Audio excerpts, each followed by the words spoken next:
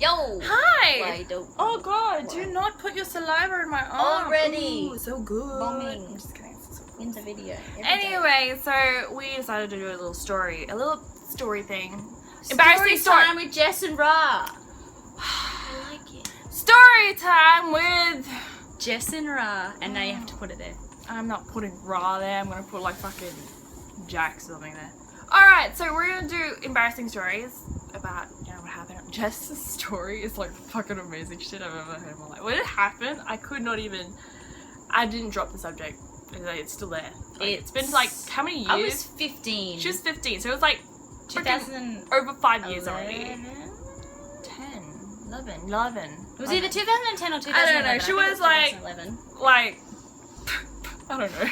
It was the best story, so she's gonna tell it, and then I'll tell you my embarrassing story, which was actually a pretty long time ago when I was in year 3. So mine is okay. Hers is funny. All right, go ahead, Jess. Tell your story. Alright. Okay. So it was 2010, 2011, around the end of the year when like there's like no schoolwork going on, so everyone's slacking off and the school makes you clean the walls and shit. Anyway, I begged my dad to let me take it off because my mum wasn't in town. No, she was in town. I don't know why I begged my dad, but I begged my dad to let me have the day off, and he caved, which surprised everybody. Anyway, because he let me stay home, I wanted to do something nice for him because I'm a good person. I'm a really good person. So I'm like, I'm gonna mow the lawn, you know, like a good daughter, job's done, he doesn't have to do it, lovely person. I go to mow the lawn. It takes me like 10 minutes to figure out how to turn the little shit thing on. I get there, I persevere because I'm a good person, and then I turn it on, everything's going great, so good. I mow most of the backyard, everything's sailing perfectly, I'm sweaty AF, I am so ready to jump in the pool. So I take a break, I get a drink and I put my bathers on, because you know, then I can like jump into the pool straight away. Don't mow with your bathers on, please. Anyway, halfway through this mowing session, a twig gets stuck, like a stick gets stuck in the blades, and you know, logic, yeah, just reach in and pull it out. Unfortunately, when I dislodged it, the mower blades didn't spit it out, they chewed it up with my hand. God damn. Anyway, before shock and I realize that I'm freaking dying, I run inside and wrap my hand up in a towel. I don't look because I know that if I look, I'm going to freak out. Anyway, I go to grab my phone and call my dad and let him know what happened. When I hear that ominous lady, that teller lady saying, "You have insufficient funds to make this call," my heart drops. I spend the next 7 minutes convincing myself that I have to call an ambulance. So I finally buck up and I call an ambulance, and the guy on the phone is just like, what happened? I was like, I've hurt my hand. It took him like 2 minutes, which is a long time when you're in pain. It took him 2 minutes to get the truth out of me because I was too embarrassed to admit that despite the copious amounts of signs saying not to, I put my hand in a lawnmower. Anyway, I eventually tell him the truth, and he sends the ambulance and everything's all good. I run upstairs, organise a few things because there is no way I'm going to hospital in my bathing suit. Don't go to hospital in your bathing suit. So I got dressed, all with a towel on my hand, which I think is amazing. I gathered up my charge cord for my phone to charge something where I didn't have any funds for. Anyway, in the time that it took my ambulance to arrive, my boss called. And she called and, you know, "Hey Jess, how you going?" "Oh, not too great." "Oh, what's happened?" I stuck my hand in a lawnmower." She's probably one of the best bosses I've ever had in my life. She freaks out like something chronic. I was like, it's okay, the ambulance is on the way. I couldn't call my parents and whatever. Anyway, she ends up contacting my mum, who worked at the school at the time. And so she called them and whatnot. So she's freaking out. I'm actually pretty calm. The ambulance arrives, and this whole time the lawnmower's still running because I wasn't bright enough to figure out how to turn it off.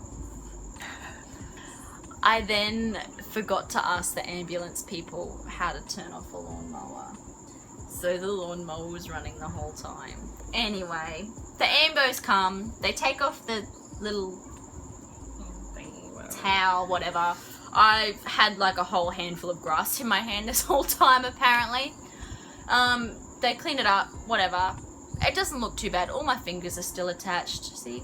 I've still got them all. It's all good. And we go to the hospital. On the way in the ambulance, my mum calls me because she's received this call from my boss. And she's freaking out or whatnot. And I was like, I'm going to the hospital. Everything's okay. All my fingers are still attached. Everything's all right. The Amber guy, I think it's just dislocated. So lucky I turned the lawnmower on to the turtle setting instead of the rabbit setting. So, and I go to the hospital. And my mum meets me there and my dad meets me there, and everything's fine. And they're gonna cleaning up my hand and whatnot. And the doctor pulls out this shard, like it looks a little bit like glass. And what's that? He sort of picked it up in his tweezers. I think it's bone.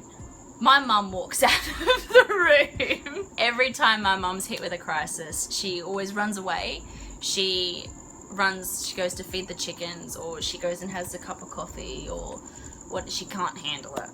She left the room to go get a cup of coffee, and I get wheeled down to x-ray and all this stuff, and turns out I've got a compound fracture and I need to go get surgery to put pins in my fingers to like align the bone pieces. They can't do it in my small town's hospital because it's a little bit more advanced for them. Mm-hmm. So I get told that I have to go to Darwin. They want me to go like fly there on a plane, but I'm not about that life. So I got my dad to drive me. They don't let me eat. And I am starving. But my dad's an asshole, and he stopped off halfway and got like this massive piece of fish and like a little, what do you call them, packet of fruit Mentos. He wouldn't even share one Mentos with me. We arrive at Darwin. The first thing we get told when I arrive there is that, yeah, you can have something to eat. So I scream internally and run to the cafe. When I come back, they tell me, oh wait, maybe you shouldn't have eaten. So that interferes with all my anesthetic preparations, and I end up getting wheeled into the surgery prep room, and they put like what they call a ring block in my hand.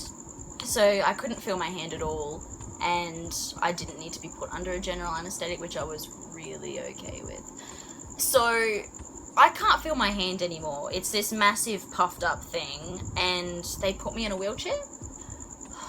So they put me in a wheelchair. I can't feel the pain in my hand. So what do they think that I was gonna do? I start doing laps in this wheelchair. So I'm doing like wheelies. I'm having the time of my life. It's fun as fuck. And then my dad walks into the room and he's like, honey, you got blood everywhere. I couldn't feel my hand and I didn't realize it because I was having a lot of fun. But while I was wheeling it, I was really not helping the situation and my hand was leaking blood all over the floor. I then had to watch as a male nurse cleaned it up. Every single nurse that I had met that whole trip asked me if I was on drugs. Without fail. They all thought I was as high as a kite and I had taken nothing. So that's pretty much my story. I had surgery, I got the pins in. The pins came out in 6 weeks. All was hunky-dory. So, guys, that's just... Moral of the story. Hand story. Don't wear bathers while mowing the lawn. Don't do wheelies in wheelchairs. It's bad. You get judged. You only get judged if you're bleeding everywhere. Whatever. I love Jess. Jess is funny. This is hilarious. I love Jess. This is our hot space. Well, my story is just, this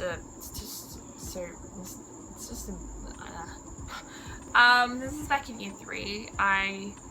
This is like when swimming was happening, where you have to learn how to swim and whatnot, so whatever. So we had to bring bathers and clothes and shit and everything. So after we went swimming, I came back and I brought my favorite fucking underwear, which is like black, like fucking rose on it, and I was like, oh my god, I can't wait to change out of these fucking wet shit, because I just want to be in my favorite underwear.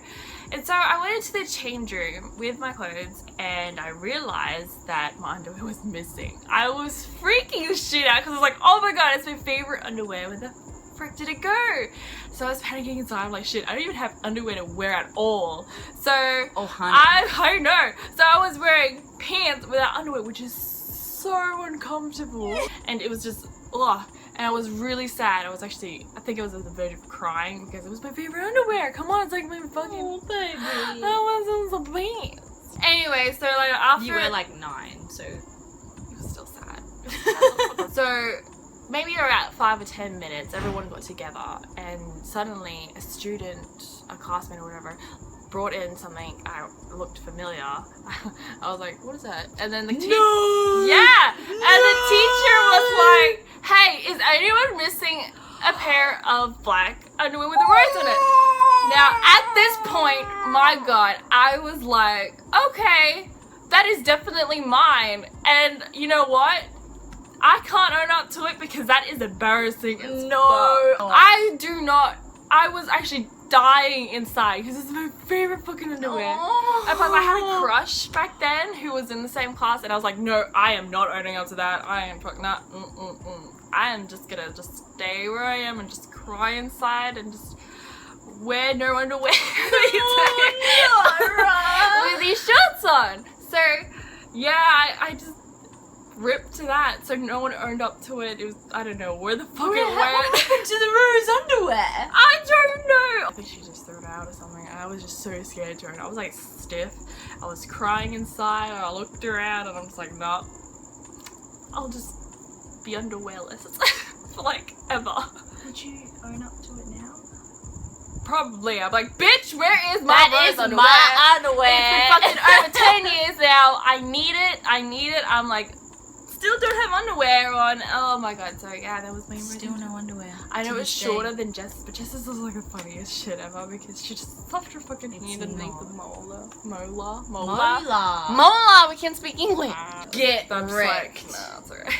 Nah, yeah. them black underwear. Nah. I can't. So yeah, that is our stories. We might even, like, if you guys really want to hear, like, we actually have a lot of stories, especially together and separate. It depends on what you want to really hear. If you want to hear our lives, how we met, what we did, Oh, how that's a we weird got one. here, I don't know. Whatever stories you want to hear from us, just, you know, put a comment down there. Just be like, hey, that short haired girl, tell me your fucking porn life or whatever. I don't know.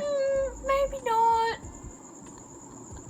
Probably not that one. Kidding. I I'm am, joking. excuse me, I I'm am a joking. virgin girl. I am a virgin girl. I'm a virgin. Forever and Mary, ever. she's a Virgin Mary. She's Virgin Mary's baby daddy. So yeah, so make sure you leave a like. Oh, I want to do it. Oh god, here we go. Okay, go. Okay. Alright, so give a like and a subscribe. Can you I love how she Can you looks give a subscribe? Give a like for the faints. Subscribe to the faints. Ciao. Say bye, Ra.